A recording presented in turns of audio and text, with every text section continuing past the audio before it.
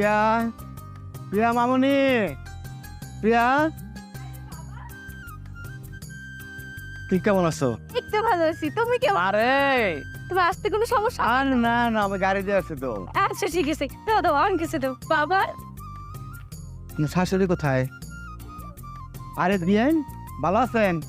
ভালো আছি। আসসালামু আলাইকুম। আসতে কোনো সমস্যা? আর না না, আমার নিজস্ব গাড়ি দিয়ে আসছি তো। আমিও ভালোই আছি, আসতে আমারও কোনো অসুবিধা হয় নাই। এই যে আপনি কি দেখতে পাচ্ছেন না যে আমার শাশুড়ি আপনার সাথে কথা বলতে চাচ্ছে না? তারপর গায়ে পড়ে কেন কথা বলতে চাচ্ছেন?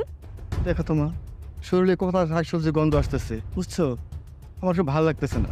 ঠিকই বলছো আমি গরিব বইলা আমার কোনো হারা মূল্যই করতেছে না। বাবা, তুমি কিছু মনে করো না।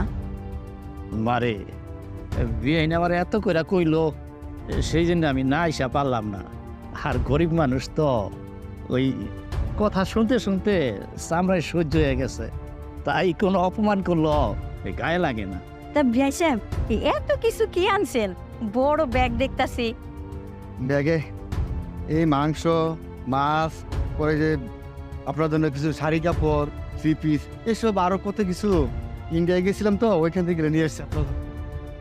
বিয়াই এই যে আমি পাঙ্কাশ মাছ নিয়ে আইছি, আর এই যে আমার গাছের টাটকা লাউ আমি নিয়ে আইছি। আপনি বলে গিয়া পাঙ্গাস পাঙ্গাস মাছ আনছেন আপনি আমার বাড়িতে? বড় বৌমা, তুমি জানো না আমার বাড়িতে কেউ পাঙ্গাস মাছ খায় না? মা, আমি তো জানতাম না আব্বা পাঙ্কাশ মাছ নিয়ে আসবে। আরে মা, আপনি যে কি বলেন? ওর বাবা কি আর আমার বাবার মতো হতে পারবে? এত বড় লোক। আবার নাকি রুই মাছ নিয়ে আসবে।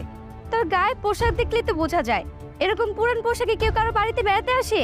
ছি, কি দেখে যে এই বড় বৌমাকে আমার ছেলে এই বাড়ির বউ করে আনছিল, আমি সেটাই বুঝি না। শোনো বড় বৌমা, এই পাঙ্গাস মাছ যেন আমার বাড়ির মধ্যে না ঢুকে। বিয়াই আমি এই পাঙ্কাশ মাছটা খুব শখ করে আপনার বাড়িতে নিয়ে আইছি।